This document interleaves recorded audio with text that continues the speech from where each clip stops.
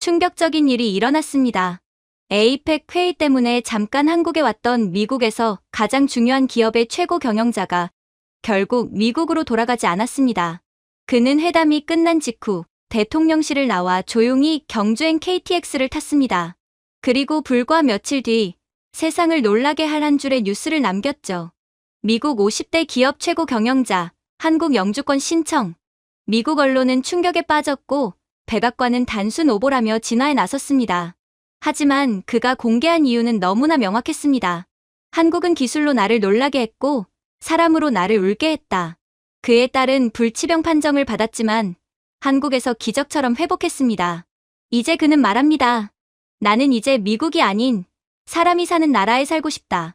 그리고 세상은 묻기 시작했습니다. 대체 한국에서 무슨 일이 있었던 걸까? 저는 월드와이드 테크놀로지 WWT의 최고 경영자입니다. 저희 회사는 미국의 절반 이상 네트워크를 지탱하는 눈에 보이지 않는 시스템을 만드는 기업입니다. 국방부의 양자 클라우드부터 나사의 시뮬레이션 그리드까지 우리 시스템은 현대 문명의 맥박을 움직이고 있죠. 하지만 그 모든 정밀함 속에서도 단 하나 제가 고치지 못한 시스템이 있었습니다. 제 딸의 점점 꺼져가는 생명이었습니다. 한국 경주에서 열린 에이펙 정상회의는 저에게 단순한 외교 행사에 불과했습니다. 언제나처럼 무대에 오르자 조명이 쏟아지고 카메라 셔터가 터졌습니다. 제 앞에 텔레프롬프터에는 이사회가 써준 문장이 빛나고 있었습니다. 텍사스 확장을 발표하고 수익률을 약속하며 마지막엔 미국식 미소로 마무리한다. 하지만 저는 숨을 고르고 이렇게 말했습니다. 다음 글로벌 허브는 텍사스도 싱가포르도 아닌 한국에 세울 것입니다. 순간 공기가 멈춘 듯 조용해졌습니다. 기자들의 눈이 동요했죠. 누군가는 제가 대본을 잘못 읽었다고 생각했을 겁니다. CNBC 앵커가 소리쳤습니다. 한국요? 시스템 기업이 왜 거기로 갑니까? 워싱턴의 하원위원회는 몇 분 만에 성명을 냈습니다. 제 결정을 비전략적 일타이라고 불렀습니다. 주가는 연설이 끝나기도 전에 8%나 하락했죠. 그때 청중 속에서 제 아내 에블린의 얼굴이 얼어붙어 있는 모습을 보게 되었습니다. 저는 그녀에게 아무 말도 하지 않았어요. 무대에서 내려오며 조용히 속삭였습니다. 이 결정은 손실이 아닙니다. 회복이죠. 제가 이런 결정을 하게 될 줄은 정말 꿈에도 몰랐지만 한국은 그럴 수밖에 없게끔 제게 선택을 강요했어요. 안녕하세요. 제 이름은 조나단 리브스입니다. 샌프란시스코의 펜트하우스. 제 집인 그곳은 완벽하게 살균된 정밀의 성전이었습니다. 공기는 1시간에 12번 정화되었고 습도는 정확히 42%로 유지되었습니다. 전부 딸을 위해서 만든 시스템이었죠. 흰 빛으로 가득한 거실 한가운데 유리로 된 산소 챔버가 자리 잡고 있었습니다. 그 안에 제 딸 클라라가 누워 있었어요. 얼굴을 감싼 은색 산소 마스크 아래로 그녀의 호흡이 약하게 들렸습니다. 삐 소리를 내며 깜빡이는 생체 모니터. 그 하나하나가 기적이 얼마나 깨지기 쉬운가를 매순간 일깨워줬습니다. 클라라는 시냅스 퇴행 증후군이라는 희귀한 신경 퇴행성 질환을 앓고 있었습니다. 기억과 운동 기능이 서서히 사라지는 잔인한 병이었습니다. 우리는 할 수 있는 모든 걸 했습니다. 메이오 클리닉, 하버드, NIH, 그 어떤 곳도 소용이 없었어요. 그건 신경 속의 유령입니다. 한 의사가 말했습니다. 잡을 수도, 추적할 수도 없습니다. WWT의 엔지니어들은 직접 맞춤형 신경칩을 설계해 그녀의 시냅스를 잇는 실험까지 했습니다. 일주일간은 효과가 있었습니다. 하지만 곧 다시 아무런 반응이 없었습니다. 딸의 말은 느려지고 눈빛은 흐려졌고 겨울이 오기 전엔 걷지도 못했습니다. 아내 에블린은 매일 무너져 내리면서도 꿋꿋이 버텼습니다. 멸균창을 통해 죽처럼 만든 음식을 밀어 넣으며 딸에게 옛날 이야기를 들려주곤 했죠. 클라라, 파리에 다시 가야지. 기억나? 클라라의 눈동자가 미약하게 움직였습니다. 나는 그냥 햇빛 아래서 뛰고 싶어요. 에블린은 아무 말 없이 유리에 이마를 대고 조용히 울었습니다. 밤마다 저는 챔버 앞 의자에 앉아 있었습니다. 지구의 날씨를 계산할 수 있는 기계들이 제 뒤에서 웅웅거렸지만 제 아이의 세포 하나도 제어할 수 없었습니다. 수십억 달러짜리 시스템을 지휘하는 제가 단 하나의 생명을 구하지 못했던 거였죠. 그러던 어느 날 에이펙 한국 정상회의 초청이 들어왔습니다. 그건 그냥 외교 이벤트입니다. 제 비서는 말했습니다. 굳이 가실 필요 없습니다. 하지만 저는 살균된 공기 대신 다른 공기를 마시고 싶었습니다. 제 딸이 조용히 죽어가는 이 정적에서 벗어나고 싶었습니다. 그래서 참석을 결정했습니다. 제가 한국행을 알렸을 때 에블린은 멸균 수저를 떨어뜨렸습니다. 한국이라고요? 그녀가 말했습니다. 조나단, 거긴 의료 선진국이 아니잖아요. 그냥 아시아죠. 거기서 뭘 기대합니까? 저는 차분히 답했습니다. 그들은 다른 무언가를 가지고 있습니다. 그녀는 비웃듯 웃었습니다. 다르다고요? 제3세계 병원이 하버드가 못한 걸 한다고요? 저는 더 말하지 않았습니다. 논리로는 두려움을 설득할 수 없다는 걸 알고 있었으니까요. 이건 병원이 아니라 시스템의 문제입니다. 시스템이요? 에블린은 떨리는 목소리로 말했습니다. 의사들이 비행은 위험하다고 했잖아요. 그러다 클라라가 잘못되기라도 하면 어쩌려고요? 알아요. 그럼 왜 위험을 감수하죠? 여기 미국에서 딸이 호전되는 것을 본 적이 있나요? 우린 할 수 있는 모든 최고급 의료 서비스를 받아왔어요. 하지만 클라라는 호전되기는커녕 오히려 악화되고만 있죠. 아마 이건 미국이라는 나라, 본질적인 데에 문제가 있는 게 분명해요. 그녀는 등을 돌렸습니다. 분노와 절망이 뒤섞인 목소리로 낮게 말했습니다.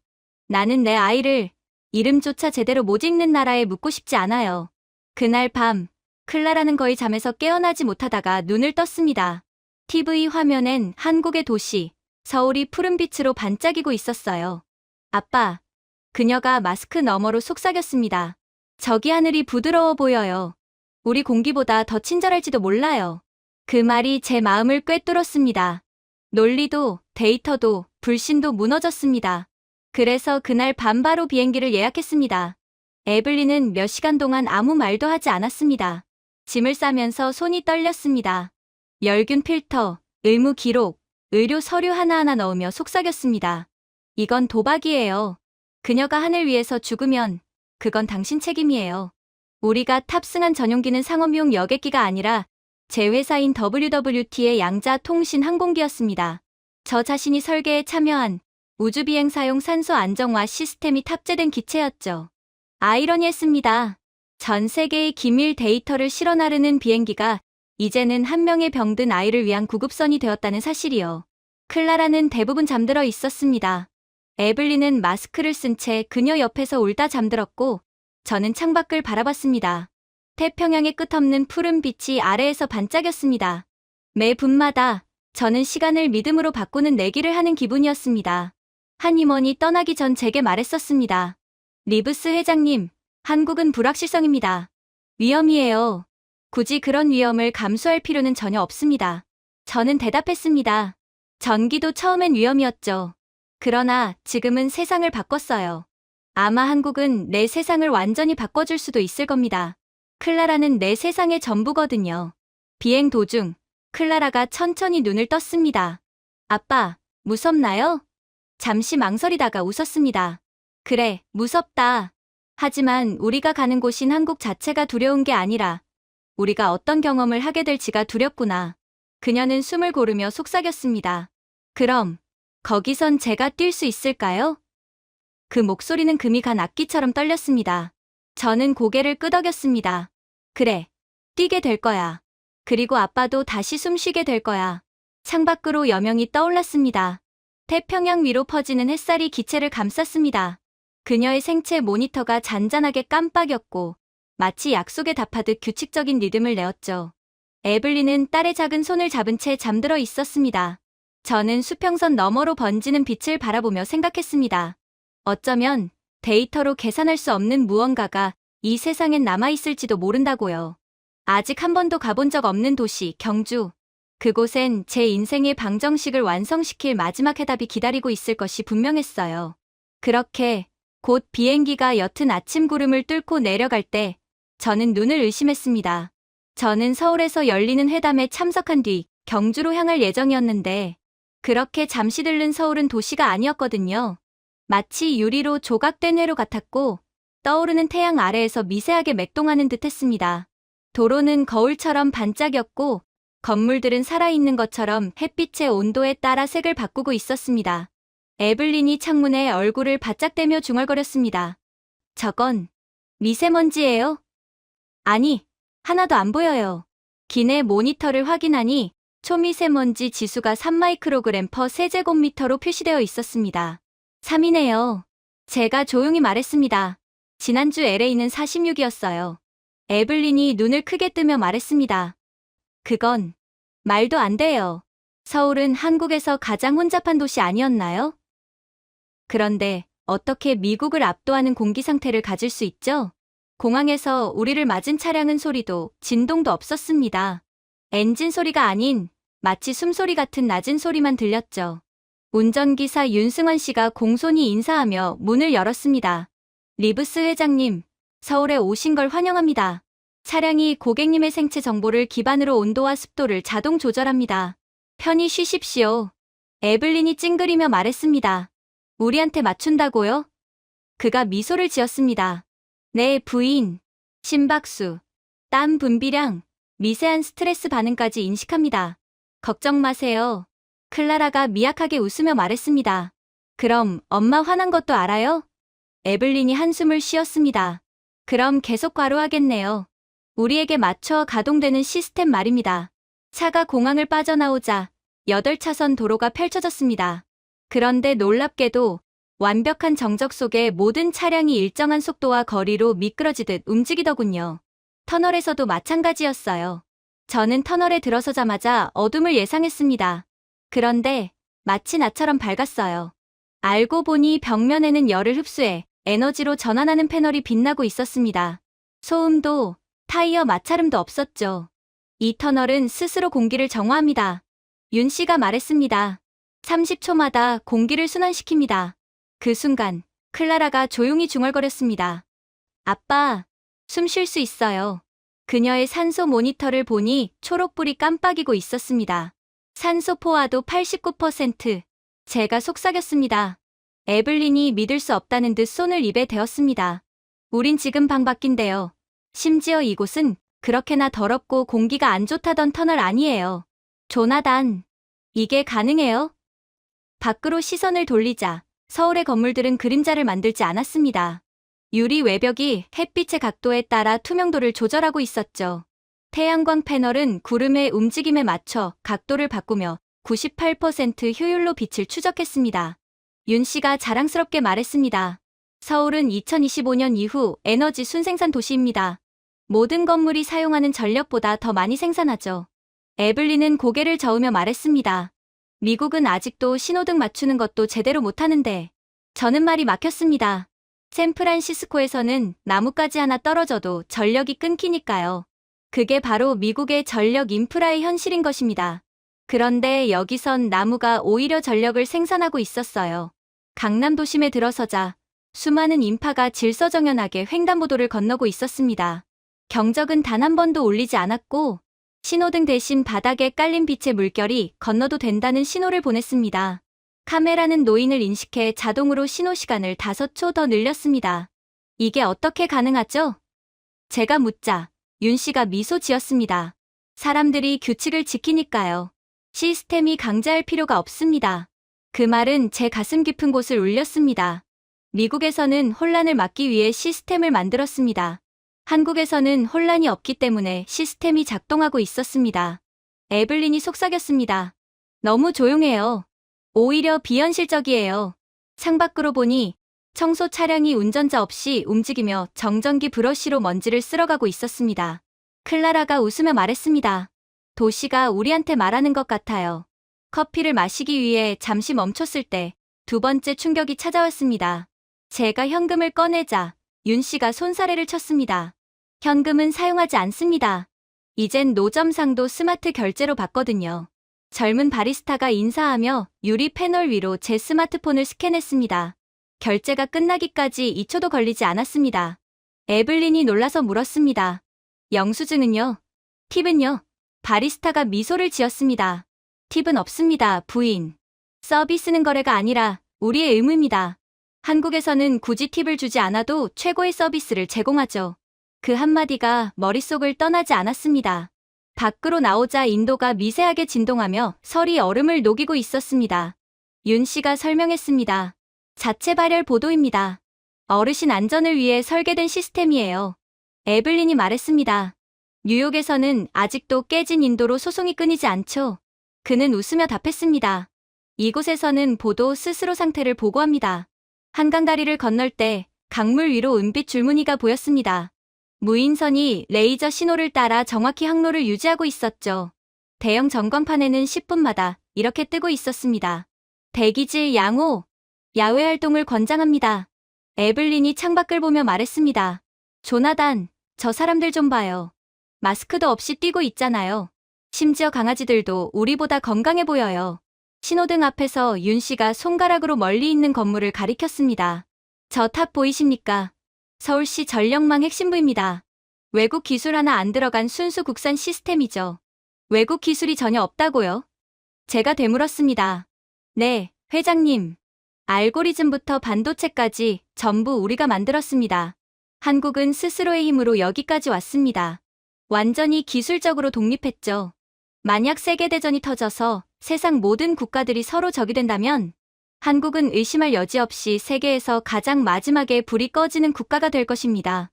미국마저 일부 전력 기술에 한해서는 한국의 기술력에 의존하고 있거든요. 문득 미국의 현실이 떠올랐습니다. 여름마다 전력망이 끊기는 뉴욕, 폭우 한 번에 마비되는 시카고, 물 부족으로 갈라진 샌프란시스코의 거리들. 그런데 이 작고 좁은 반도국에선 모든 불빛이 완벽하게 살아 있었습니다. 공기는 실험실보다 깨끗했고 도시의 정적은 경건할 정도였습니다. 클라라가 창밖을 보며 말했습니다. 아빠, 건물들이 살아 있어요. 그래, 제가 답했습니다.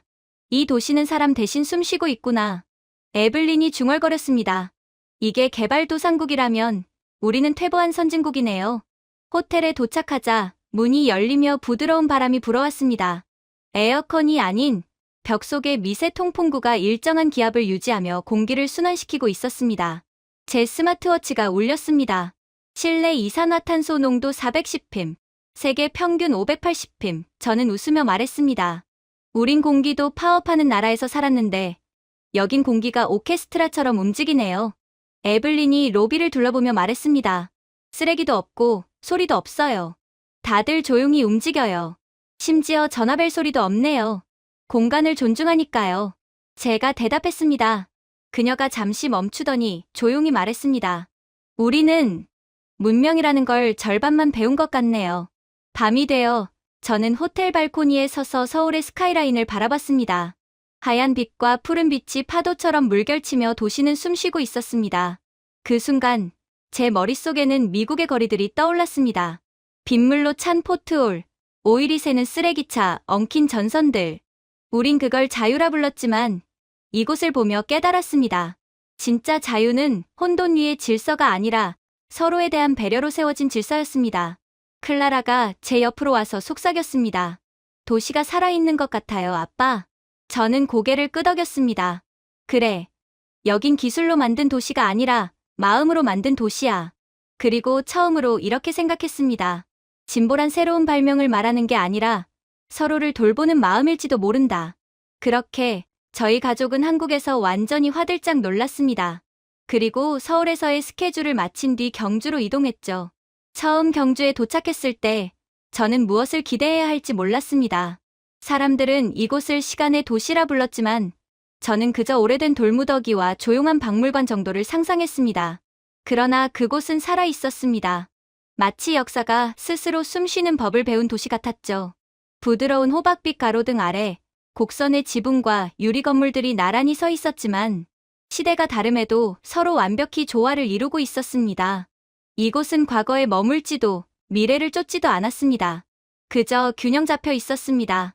믿을 수 없을 만큼 완벽하게요. 에블린이 차창에 이마를 대며 속삭였습니다. 이건 제가 상상한 게 아니에요. 훨씬 더 세련됐어요. 운전기사가 미소를 지으며 100미러 너머로 말했습니다. 세련된 게 아니라 영원하다고 표현하고 싶습니다. 그녀가 웃으며 대꾸했습니다. 시골인데 이렇게 반짝이다니. 어떻게 가능한 거죠? 태양광 분진등입니다. 그가 답했습니다. 낮 동안 빛을 흡수하고 밤에는 저장된 에너지를 내보내죠. 일반 전구는 이미 10년 전에 사라졌습니다. 우리는 보문호 근처의 작은 게스트하우스에 머물렀습니다. 벽에는 공기질과 수질이 실시간으로 표시되는 디지털 패널이 걸려 있었습니다. 클라라가 제일 먼저 눈치챘습니다. 아빠, 이거 봐요. 비보다 공기가 더 깨끗하대요. 화면에는 초미세먼지 1.8 마이크로그램 퍼 세제곱미터라고 적혀 있었습니다. 미국 샌프란시스코에서는 단 한 번도 50 아래로 내려간 적이 없었죠. 에블린이 숨을 내쉬며 웃었습니다. 미국 공기가 깨끗하다고 믿었던 게 부끄럽네요. 다음 날, 저는 에이펙 회의에 다녀왔고, 돌아왔을 때 에블린과 클라라는 정원에서 맨발로 앉아 있었습니다. 그들은 연잎에 싼 음식을 먹고 있었고, 햇살 아래 얼굴이 환했습니다. 에블린이 손을 흔들었습니다. 조나단, 믿기 힘들겠지만 클라라가 걸었어요. 밖에서요. 마스크도 없이요. 저는 놀라 멈춰섰습니다. 뭐라고요? 몇 걸음뿐이지만 스스로 걸었어요. 클라라가 미소를 지었습니다. 여기 공기는 따뜻해요. 집처럼 목이 아프지 않아요. 기적과도 같은 일이었습니다. 보호자의 보조 없이는 제대로 걷지도 못하던 클라라가 한국에 오자마자 혼자 힘으로 걷다니. 단 몇 걸음뿐이었지만 미국에서는 단 한 번도 그런 적이 없었던 클라라였기에 저는 이곳에서 뭔가 희망을 얻는 느낌이 들었어요. 그날 오후 우리는 산책을 나섰습니다. 경주의 거리는 넓지도 화려하지도 않았지만 모든 게 리듬을 이루듯 움직이고 있었습니다. 횡단보도는 사람이 없을 땐 불빛이 자동으로 줄어 전력을 절약했고 도로 밑에는 토양 상태와 교통 흐름을 감지하는 센서가 깔려 있었습니다. 누구를 통제하기 위한 장치가 아니라 도시를 돌보기 위한 장치였어요. 공원 벤치마다 태양광 충전 포트가 있었지만 고장 나거나 훼손된 곳은 단 하나도 없었습니다. 에블린이 중얼거렸습니다. 샌프란시스코였다면 이런 건 하루도 못 버텼을 거예요. 시냇가를 걷던 중 클라라가 손을 담그며 말했습니다. 따뜻해요. 현지 가이드가 웃으며 설명했습니다. 이 물은 지열로 데워져요. 겨울에도 물고기들이 얼지 않고 살 수 있죠. 에블린이 놀라며 말했습니다. 한국은 강에도 난방이 있네요. 물고기 전용이죠. 가이드가 웃었습니다.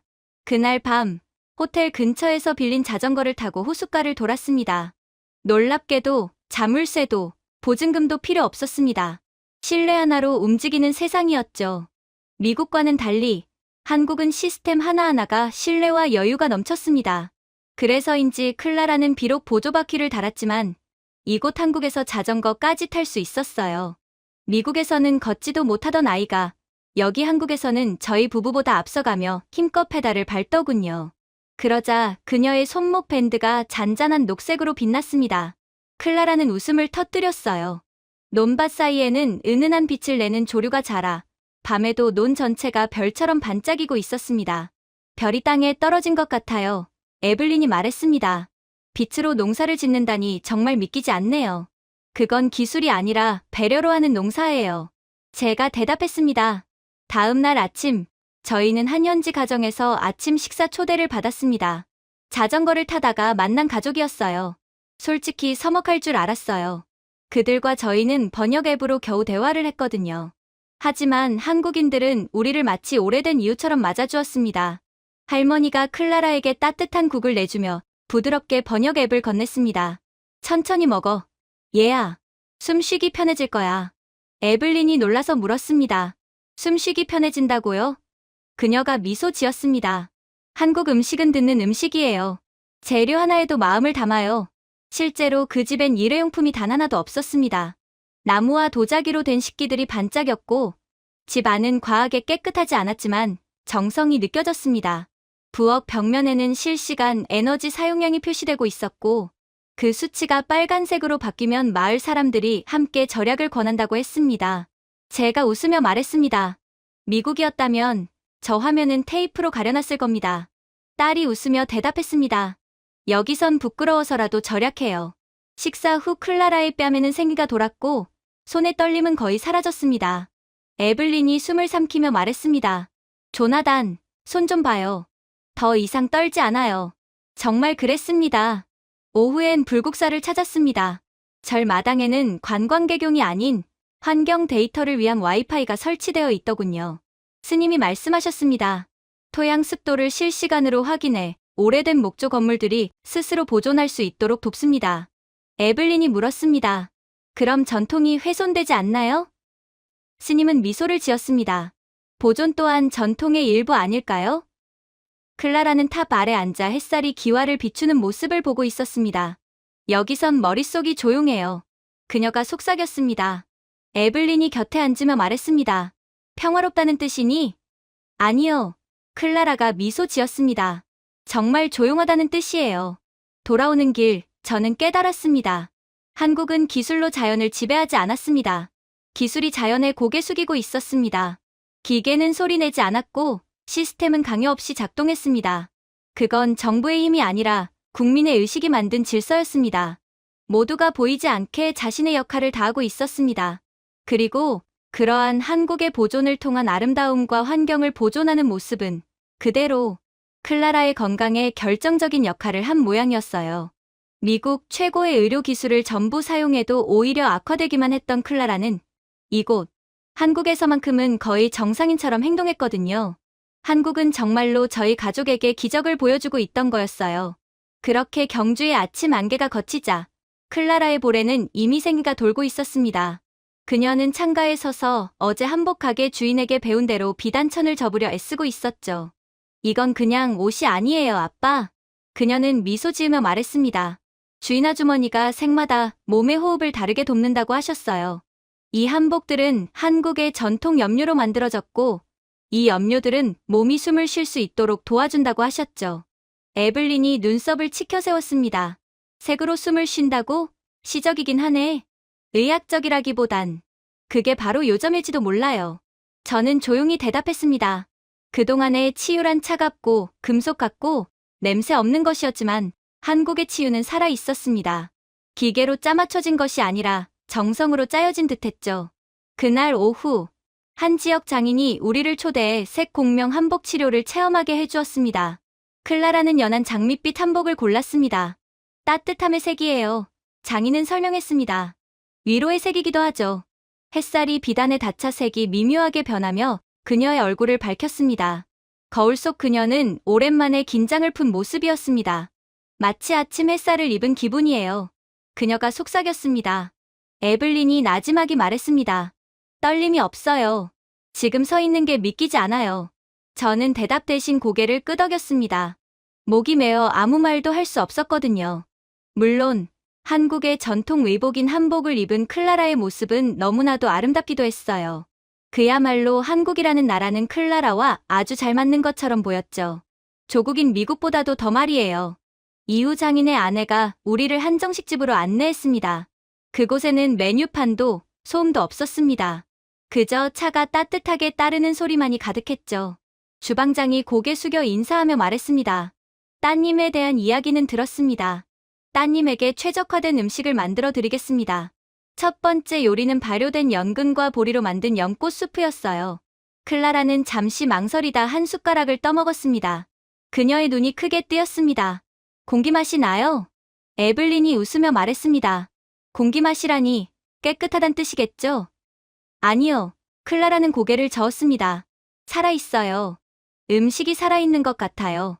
주방장이 미소를 지었습니다. 30년 된 균이니까요.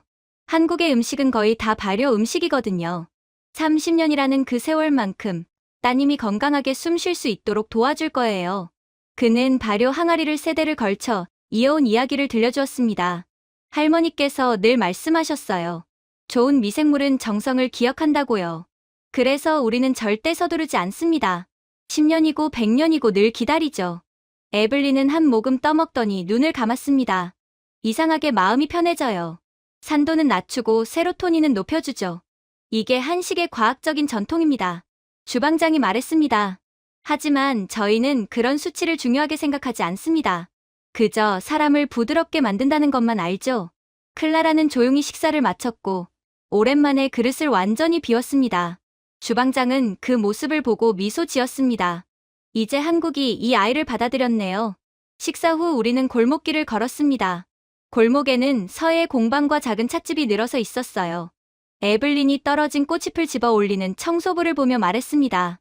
꽃잎까지 치우시네요. 그가 정중히 웃었습니다. 예, 아름다움도 돌봄이 필요하니까요. 작은 찻집 안으로 들어서자 노부인이 부드럽게 인사했습니다. 미국에서 오셨나요? 그럼 약을 한 잔 드려야겠네요. 그녀는 대추와 인삼을 끓여 황금빛 차를 내렸습니다. 달콤하고 따뜻한 향이 방 안을 채웠습니다. 이건 가슴 속 바람을 다스리는 차랍니다. 클라라가 한 모금 마시더니 미소 지었습니다. 마치 누가 안아주는 느낌이에요. 노부인은 고개를 끄덕였습니다. 한국은 추위를 온기로 버티지 않습니다. 정성으로 버팁니다. 에블린은 사람들이 서로 부딪히지 않고 조용히 지나가는 모습을 바라보다 말했습니다. 이 사람들 물처럼 움직여요. 누가 서두르지도 않네요. 그래서 시스템이 작동하는 겁니다. 제가 대답했습니다. 이 나라의 알고리즘은 사람 자체예요. 코드의 이름은 배려입니다. 그날 저녁, 우리는 전통시장을 찾았습니다. 모든 가게에는 음식물 쓰레기량과 기부 현황이 실시간으로 표시되어 있었죠. 어떤 식당은 문 닫기 전 남은 국을 나눔이라 적힌 용기에 담아두었습니다. 에블린이 물었습니다. 이걸 그냥 나눠주시나요? 팔 수도 있잖아요. 배고픈 이가 있을지 모르잖아요. 그럼 아무도 안 오면요? 그는 웃으며 대답했습니다. 그땐 땅이 먹습니다. 미국에서는 음식이 데이터입니다. 칼로리, 단백질, 단가로만 계산되죠. 하지만 이곳에서는 음식이 기억이자 책임이며 사랑이었습니다. 한 숟가락에도 마음이 담겨 있었죠. 길에서 마주친 낯선 사람에게 국 한 그릇을 건네며 잘 드세요라고 말하는 문화. 그건 이곳 사람들에게 너무나 자연스러운 일이었습니다. 클라라의 상태는 눈에 띄게 나아졌습니다. 이제 그녀는 게스트하우스의 나무 계단도 스스로 오를 수 있었죠.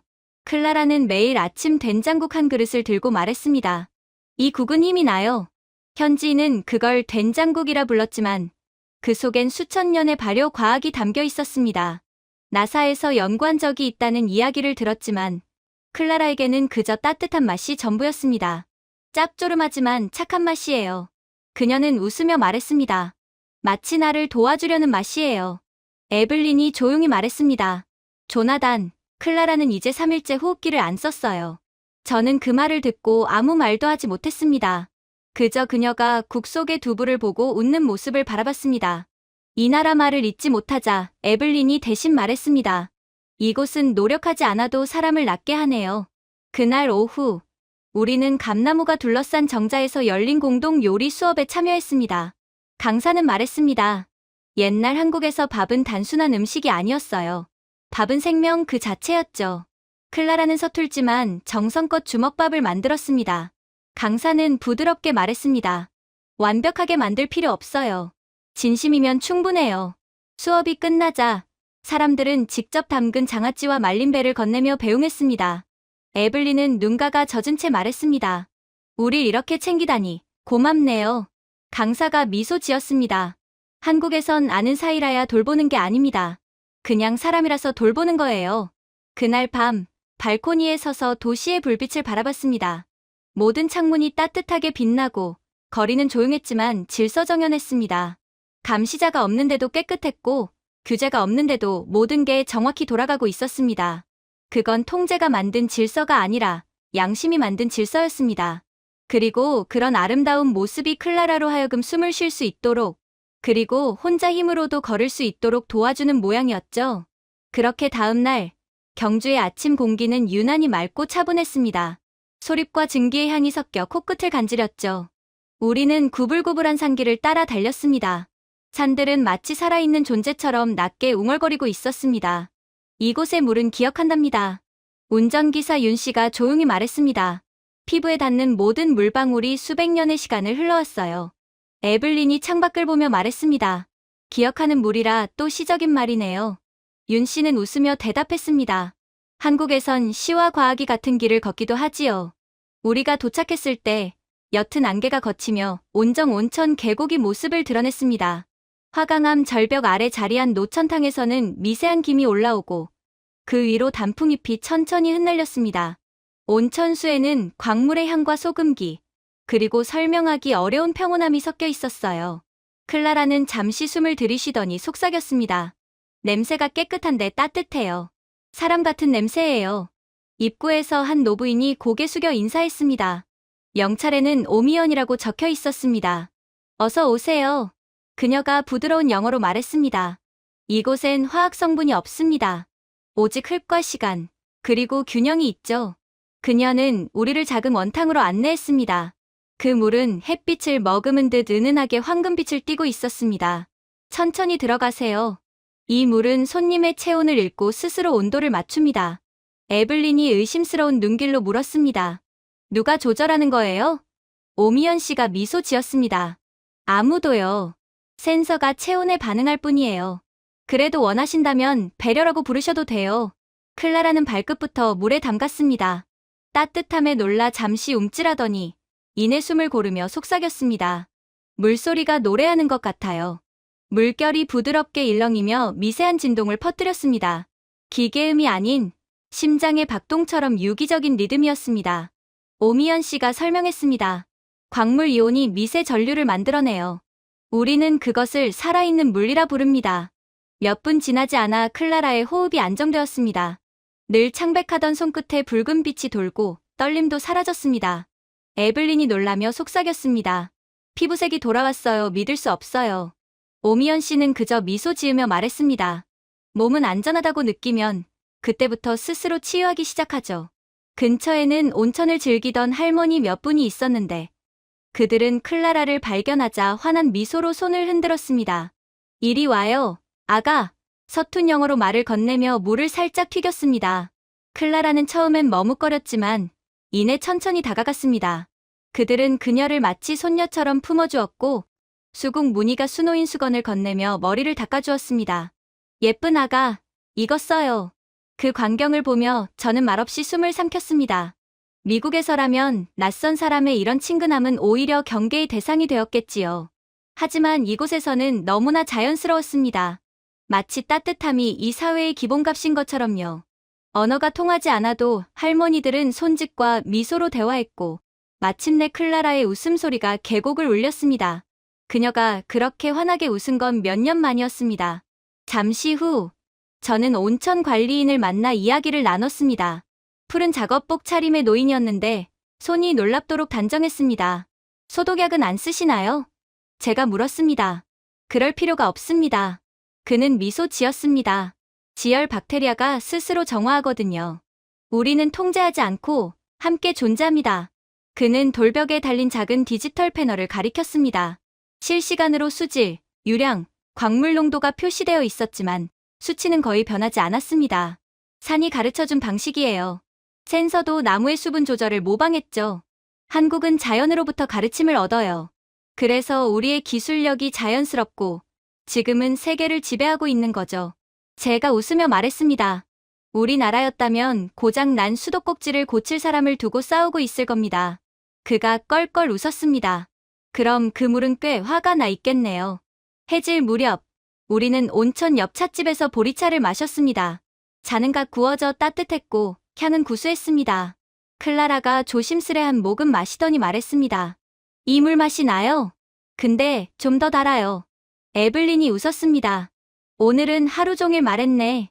지난 3달보다 더 많이. 클라라는 어깨를 으쓱하며 말했습니다. 아무래도 여긴 다들 제 말을 들어줘서 그런가 봐요. 한국은 제가 불편하든 아프든 전혀 문제 삼지 않아요. 아니, 그럴수록 오히려 더 잘해주죠. 저는 미국보다 한국이 더욱 제 조국 같다는 생각이 들어요. 비록 이곳에 온 지 일주일도 안 됐지만 말이에요. 노을이 비치며 온천수 표면은 유리처럼 반짝였습니다. 오미연 씨가 다가와 작은 도자기 그릇을 내밀었습니다. 선물이에요. 이 계곡에서 나는 광물 진흙이에요. 피부에도 마음에도 좋아요. 클라라가 손끝으로 만지자 그릇은 아직 따뜻했습니다. 따뜻해요. 그녀가 말하자 오미연 씨가 미소 지었습니다. 이 진흙이 당신을 기억하고 있거든요. 그날 밤 클라라는 약에 의존하지 않고 잠들었습니다. 모니터에는 일정한 맥박이 찍혔습니다. 분당 68회, 완벽한 리듬이었습니다. 에블린이 숨죽이며 속삭였습니다. 3살 이후 이렇게 편히 잔 적이 없어요. 창밖에는 아직도 온천의 김이 달빛에 흩날리고 있었습니다. 물은 정말로 기억하는지도 모르겠네요. 제가 말했습니다. 그 따뜻함을요. 하루가 지나자 클라라의 회복은 눈에 띄게 빨라졌습니다. 이제는 스스로 걸으며 한국어 인사도 배웠어요. 안녕하세요. 감사합니다. 시장에 가면 상인들이 웃으며 답했습니다. 몸 좋아졌죠? 딸기 더 가져가요. 버스에서는 젊은 학생이 자리까지 양보하며 말했습니다. 건강하세요. 그 진심이 느껴졌습니다. 미국에서는 이런 일이 이례적 친절로 뉴스거리가 될 겁니다. 하지만 이곳에서는 아무도 특별하다고 생각하지 않았습니다. 배려가 공기처럼 자연스러웠습니다. 어느 저녁, 에블린과 저는 다시 온천 계곡에 섰습니다. 물소리와 아이들의 웃음소리만이 울려 퍼졌습니다. 이 사람들 모두가 그녀를 치료하고 있네요. 에블린이 조용히 말했습니다. 의사도, 기계도 아닌 그저 따뜻한 사람들. 한국인들의 미소, 친절, 호의가 클라라를 치료해주고 있어. 클라라의 감정적으로 안정될수록 그녀의 불치병은 서서히 치료되고 있는 거야. 아내가 미소 지었습니다. 치열한 과학이라고 생각했는데 이젠요? 제가 물었습니다. 이젠 친절이 전염되는 것으로도 충분히 치료가 될 수 있을 거라고 생각해요. 계곡을 떠나는 날, 사람들은 온천 입구까지 나와 손을 흔들었습니다. 또 오세요. 건강하세요. 그들의 목소리가 산을 타고 메아리쳤습니다. 클라라가 두 손을 흔들며 웃었습니다. 그 웃음은 더 이상 연약하지 않았습니다. 이제는 완전히 자유로웠습니다. 그때 깨달았습니다. 윤 씨가 했던 말이 맞았습니다. 이 물은 기억하고 있었습니다. 광물도, 과학도 아닌 사람들의 따뜻함을. 그리고 그 따뜻함은 이제 제 딸 안에서 다시 살아 움직이고 있었습니다. 그날은 아주 평범한 아침이었습니다. 경주의 햇살은 부드럽게 비추고 바람은 조용히 나무집 사이를 스쳤습니다. 모든 것이 고요하고 평화로웠죠. 에블린과 클라라는 연못 근처의 전통시장에 갔고 저는 에이펙 회의장에 있었습니다. 그러다 오전 11시 42분 휴대전화가 울렸습니다. 클라라가 사라졌어요. 잠깐 고개를 돌린 사이에요. 단 5초였습니다. 그 짧은 순간이 제 세상을 무너뜨렸습니다. 저는 즉시 전화를 걸었습니다. 무슨 말이에요? 사라졌다니? 에블린의 목소리는 떨렸습니다. 물고기에게 먹이를 주고 있었어요. 계산하려고 지갑을 꺼내는 사이 없어졌어요. 미국이었다면 이건 악몽의 시작이었을 겁니다. 끝없는 신고서, 관할 싸움, 느린 대응, 그리고 무관심한 경찰.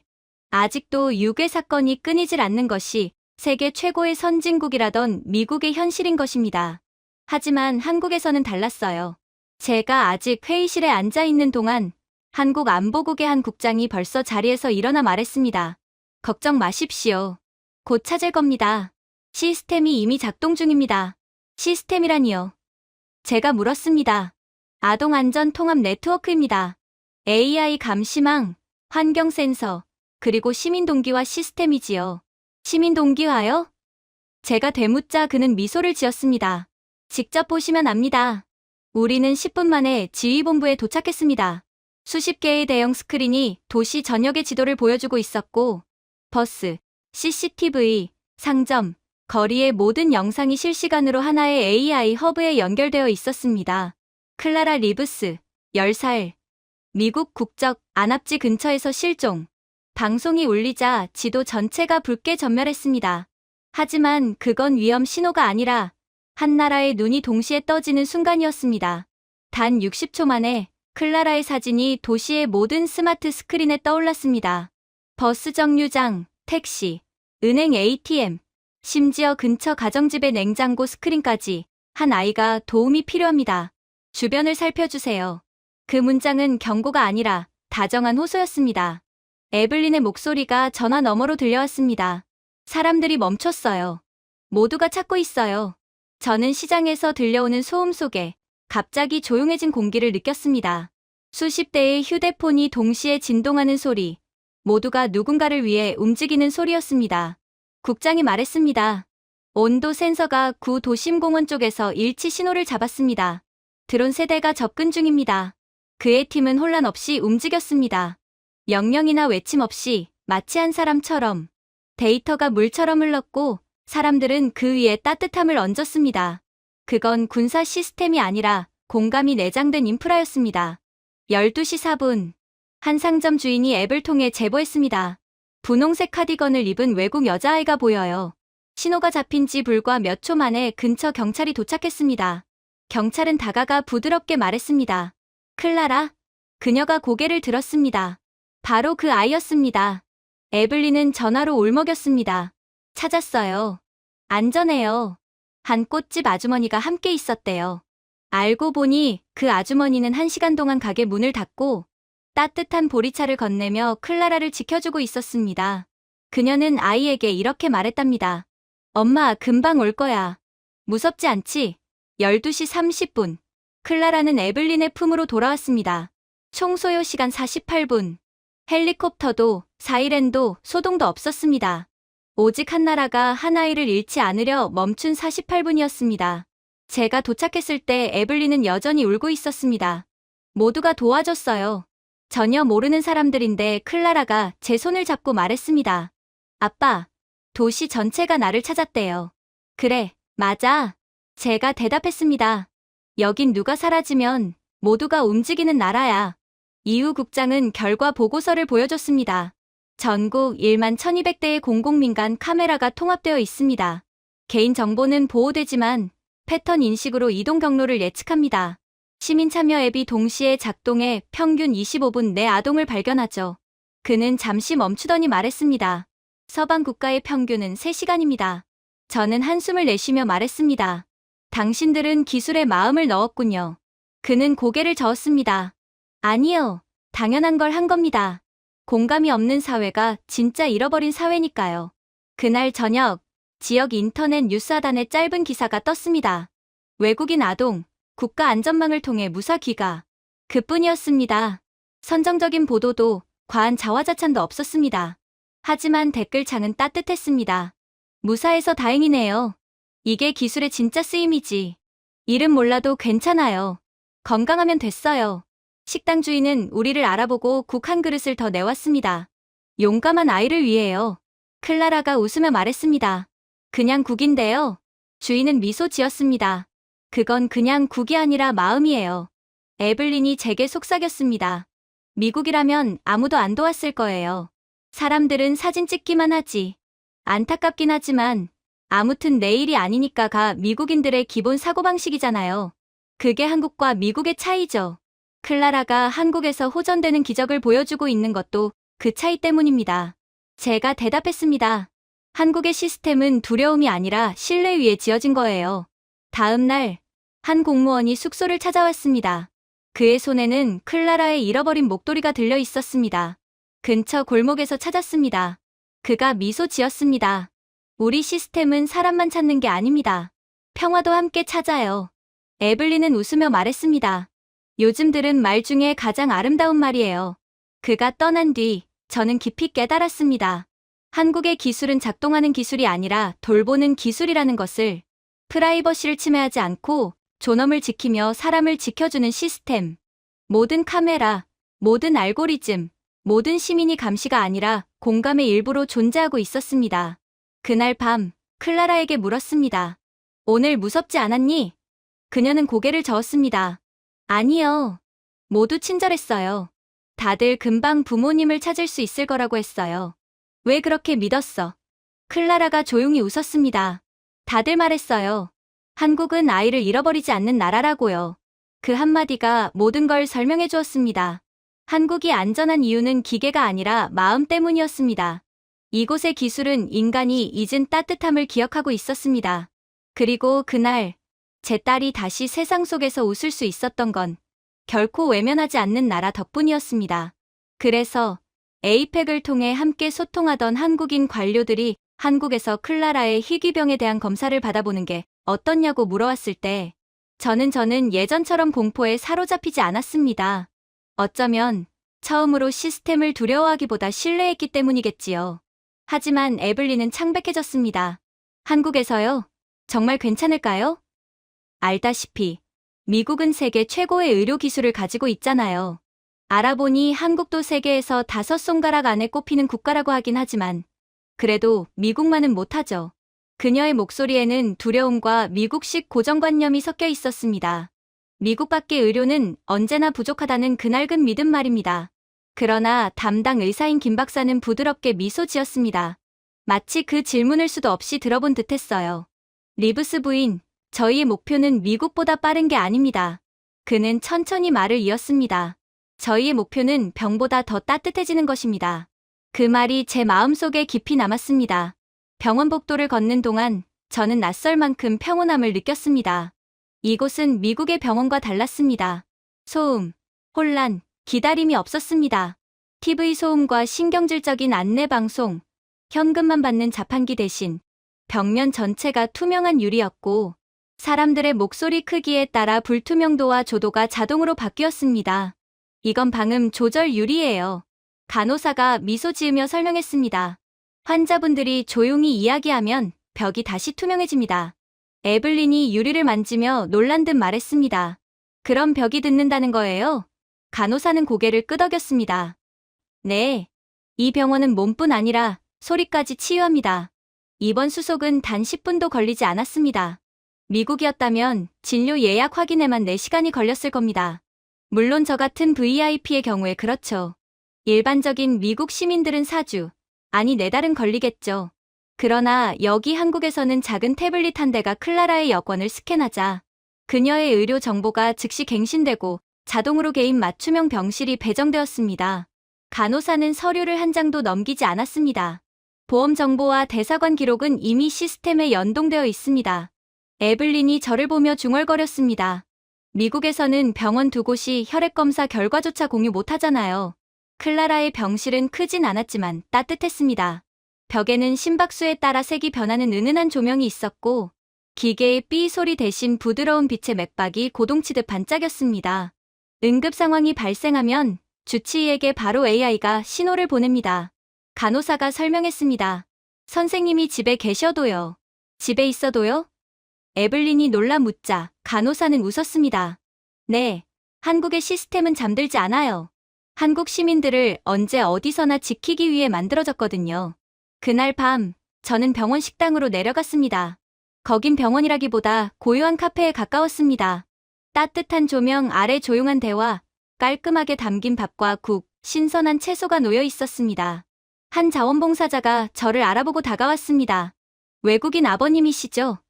경주에서 오신 작은 아이의 가족. 그녀가 살짝 고개를 숙이며 말했습니다. 걱정 마세요. 이 병원은 작지만 마음은 큽니다. 한편 에블린은 시카고에 있는 여동생과 영상통화를 하고 있었습니다. 그거 알아? 이곳 한국 병원에서는 20분 만에 전신진단 검사를 끝냈어. 그녀가 고개를 저었습니다. 미국에서는 그거 예약하는 데만 3주 걸리는데 여기선 검사 결과를 이메일로 바로 보내줬어. 여동생은 믿기 어렵다는 듯 말했습니다. 그건 불가능해. 에블린은 웃었습니다. 나도 그렇게 생각했어. 잠시 후 김 박사가 태블릿을 들고 나타났습니다. 클라라의 상태가 경주 체류 후 많이 호전됐습니다. 사실 모든 병은 환자의 상태나 기분, 컨디션에 따라 천차만별인 경우가 많거든요. 아무래도 경주는 따님의 인생에서 가장 행복했던 기억이었던 것 같네요. 하지만 병의 근본은 아직 남아 있습니다. 그는 부드럽게 말을 이었습니다. 수술은 광학 AI 기반의 최소 절개 방식으로 진행될 겁니다. 광학 AI요? 제가 물었습니다. 김 박사는 홀로그램으로 클라라의 신경 구조를 보여주었습니다. 실시간 정렬이 가능해서 불필요한 절개를 하지 않아도 됩니다. 성공률은 98.7%죠.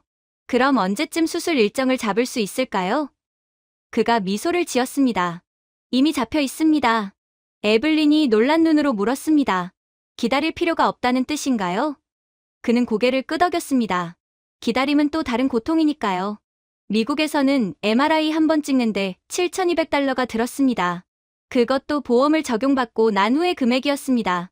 하지만 이곳 간호사는 조용히 말했습니다. 수술 전 모든 과정의 총 비용은 180만 원 정도입니다. 저는 믿기지 않아 물었습니다. 그게 전부요? 정말 전부입니까? 그녀는 고개를 끄덕였습니다. 저희는 사람을 고칩니다. 지갑을 상처내진 않아요. 다음 날 한국인 수간호사 박 씨가 병실을 찾아왔습니다. 저희는 환자분들을 가족처럼 돌봅니다.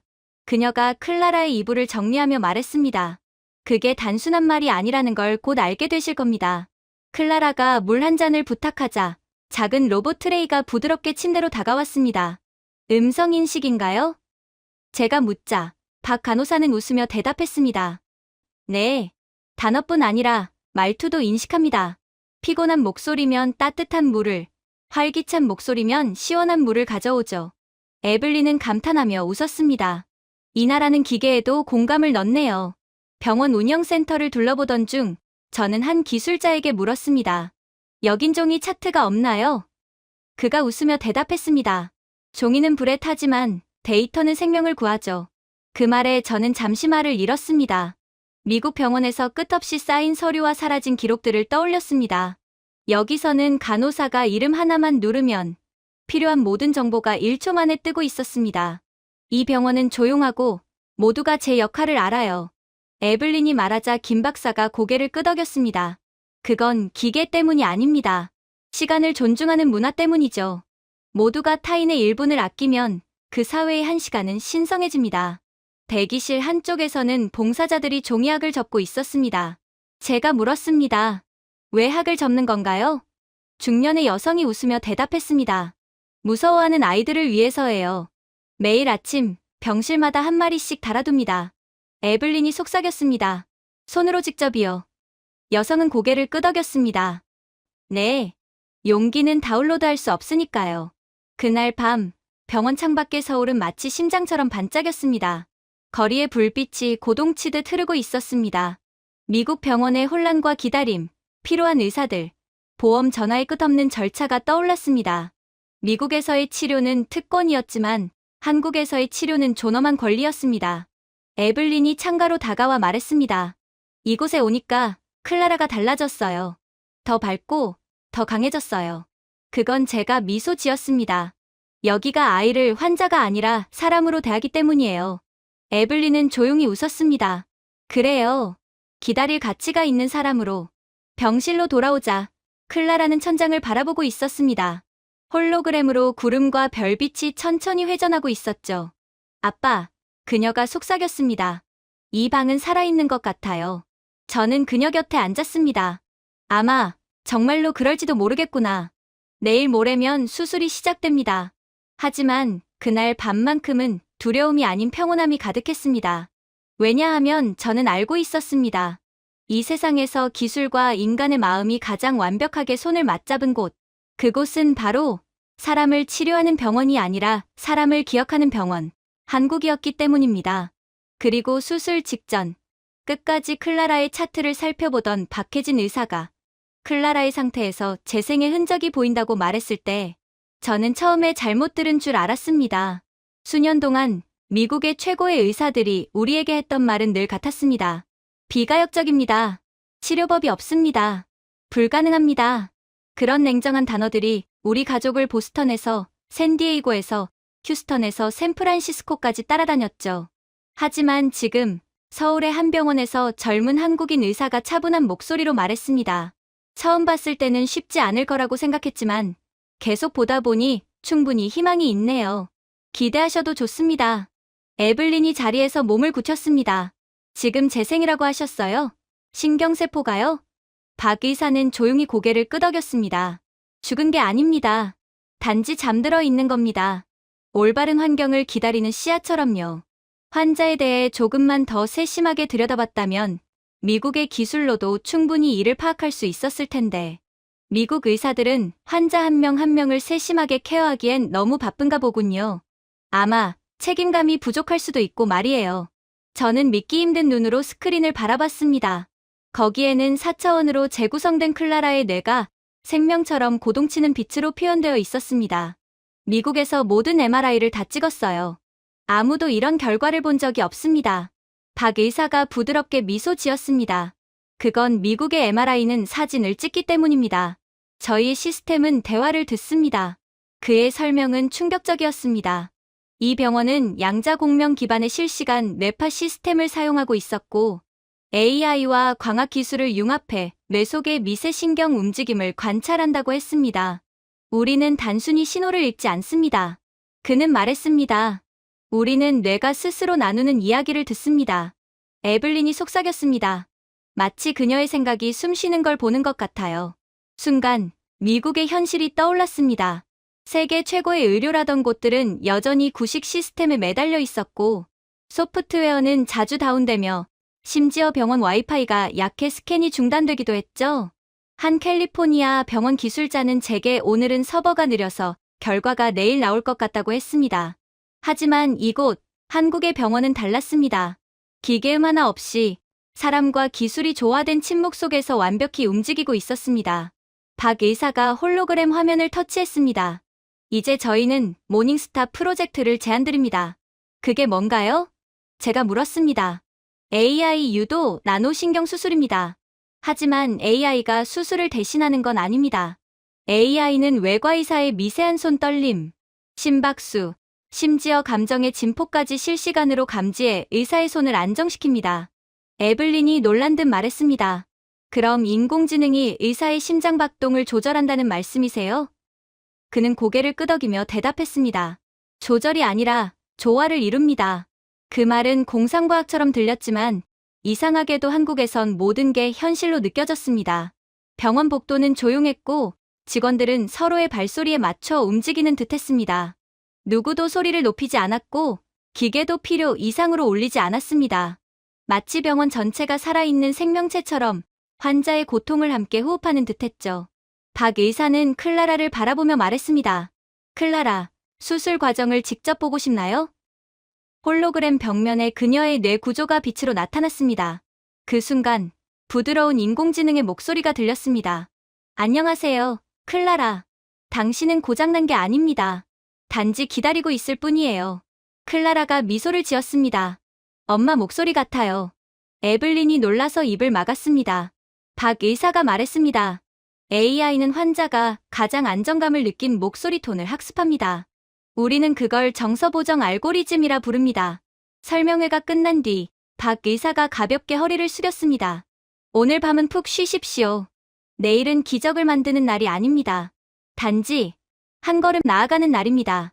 그날 밤 창밖으로 서울의 불빛이 조용히 흔들리고 있었습니다. 저는 클라라의 침대 옆에 앉아 있었고 에블린은 제 어깨에 기댄 채 잠시 눈을 감고 있었습니다. 당신은 정말 믿어요?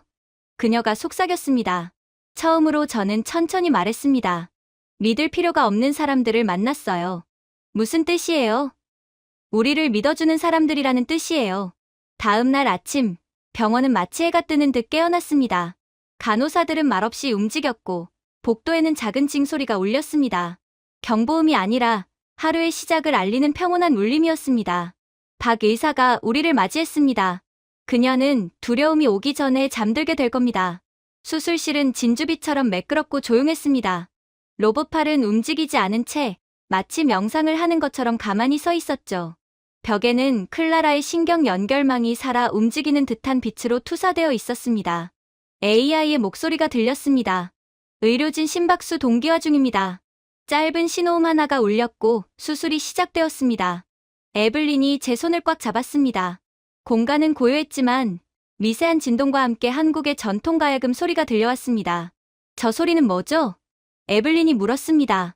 한 간호사가 미소 지으며 말했습니다. AI가 의료진의 움직임을 음악의 리듬에 맞춰 조정합니다.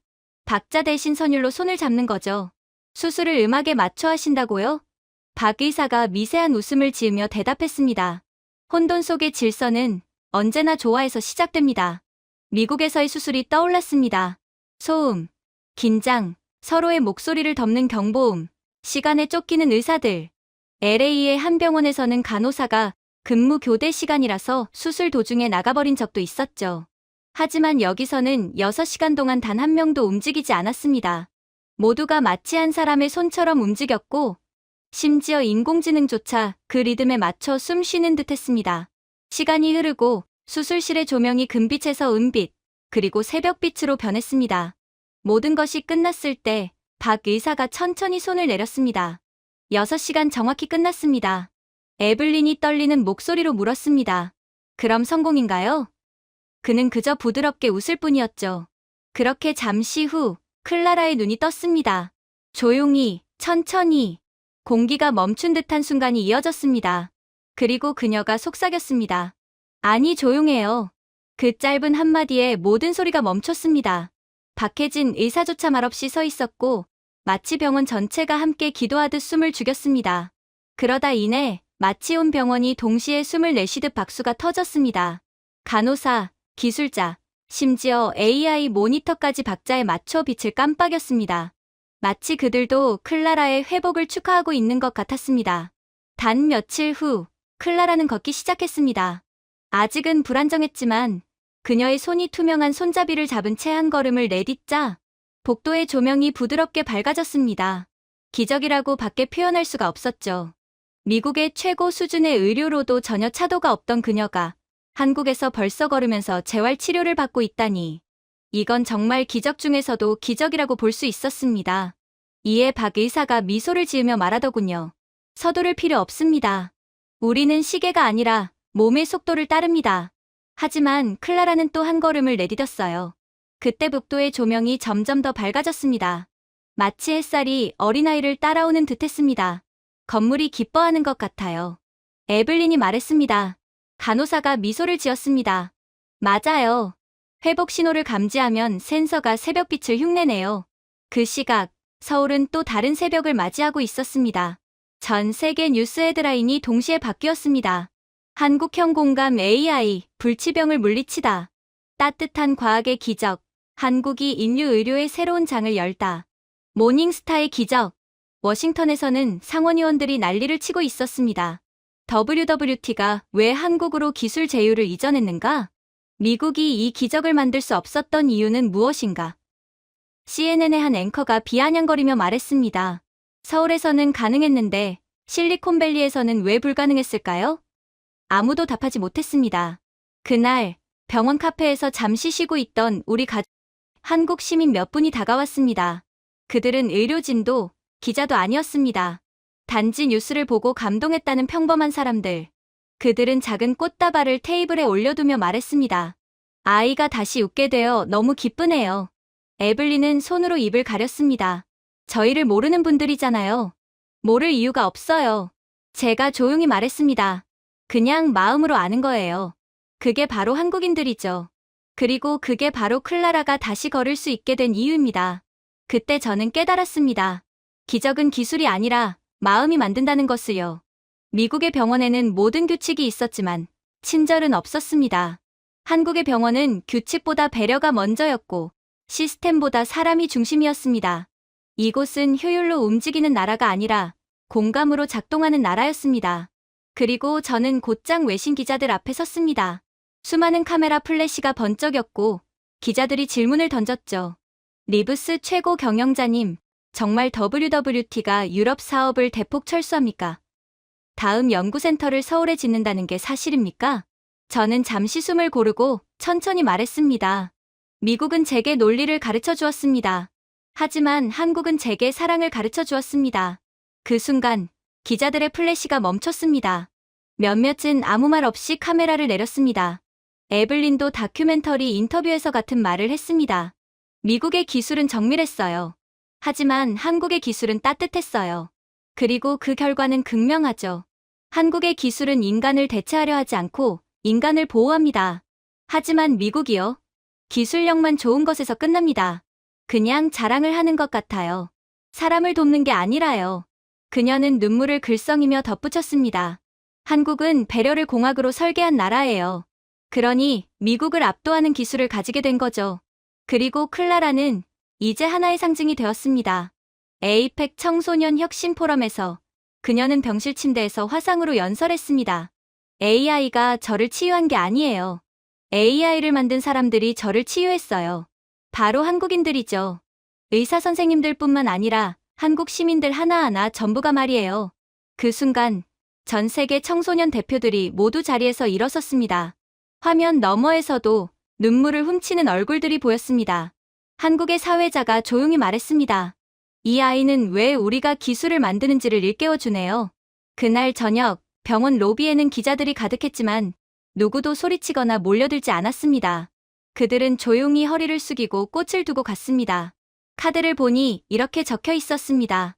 고마워요. 작은 희망. 같이 살아줘서 고마워요. 저는 박혜진 의사를 옥상 정원에서 만났습니다. 한강이 아래로 빛나고 도시의 불빛이 고요하게 숨쉬고 있었습니다.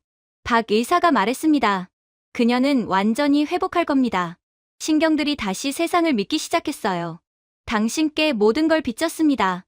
제가 말했습니다. 그는 고개를 저었습니다. 저희가 아니라 우리 모두죠. 이 나라는 서로를 믿는 손으로 만들어졌습니다. 우리는 그 손을 잠시 빌려드렸을 뿐이에요. 그 순간 저는 결심했습니다. 그날 밤 저는 세인트루이스 본사에 전화를 걸었습니다. 본사 이전을 준비하라. 어디로요? 이사회가 물었습니다. 기계에 심장이 있는 곳으로. 다음 날, 전 세계 헤드라인이 또 바뀌었습니다. WWT, 한국의 100억 달러 투자 선언. 미국 증시는 흔들렸지만 서울은 아무 일 없다는 듯 평온했습니다. 그리고 저는 이젠 증시 따위는 아무런 관심도 없었죠. 그저 딸이 재활치료를 하며 걷는 모습만을 홀린 듯 바라볼 뿐입니다. 마지막으로 딸이 이렇게 걸었던 건 6살 때였습니다. 그러나 지금 그녀의 발이 바람과 호흡을 맞추며 나아가는 모습을 보자 가슴이 먹먹했습니다. 이 아이는 이곳의 일부가 된 것 같아요. 제가 중얼거리자 옆에 있던 박혜진 의사가 고개를 끄덕였습니다. 맞습니다. 리브스 최고 경영자님. 치유는 의학이 아니라 환경이 만들어내는 겁니다. 그날 오후, 에블린은 단호하게 말했습니다. 우리 이곳에 남아요. 당분간이라도. 그녀는 경주거주 신청서를 제게 내밀었습니다. 클라라에게는 안정이 필요해요. 호텔과 비행기가 아니라 일상 말이에요. 그리고 클라라도 제 손을 잡고 속삭였어요. 아빠, 이상하지 않아요? 여기가 세상에서 제일 안전하게 느껴져요. 이상하지 않단다. 제가 말했습니다. 그건 내가 집을 찾았다는 뜻이야. 그날 밤, 본사로부터 메시지가 왔습니다. 한국 투자 결정에 대한 공식 입장문을 발표하실 겁니까? 당연히 철회하실 거죠. 왜 그런 발표를 하셨어요? 이건 전혀 준비된 발표가 아니잖아요. 이건 당신답지 않습니다. 저는 짧게 답했습니다. 우리는 한국과 협력한 게 아닙니다. 한국에게 배운 겁니다. 번복은 없어요. 나는 한국에 투자하겠습니다. 잠자리에 들기 전 에블린은 창문을 보며 말했습니다. 미국이라면 이 모든 걸 기적이라 부르겠죠. 여긴 달라요. 제가 대답했습니다. 여긴 그게 그냥 일상이에요. 비가 살짝 내리기 시작하자 옆집 한씨 아주머니가 화분을 덮으며 우리 쪽을 바라봤습니다. 잘 자요. 그녀가 손을 흔들었습니다. 클라라도 손을 흔들며 웃었습니다. 그 모습을 보며 저는 생각했습니다. 서로 다른 언어를 쓰는 두 사람이 같은 마음으로 서로를 걱정하는 세상. 이 나라가 치유한 건 우리 딸의 몸이 아니라 우리 가족의 마음이었습니다. 그리고 그날 밤 저는 조용히 속삭였습니다. 우리는 치료를 찾아왔지만 결국 의미를 찾았어. 그리고 저는 알았습니다. 이제는 돌아가고 싶지 않다는 걸. 한국은 우리를 살게 한 나라, 그리고 사람으로 다시 만들어준 나라였습니다. 제가 준비해온 내용은 여기까지입니다. 끝까지 시청해주셔서 진심으로 감사드리며 여러분들의 구독과 좋아요, 알림 설정은 영상 제작에 큰 힘이 됩니다. 이상 세모튜브였습니다.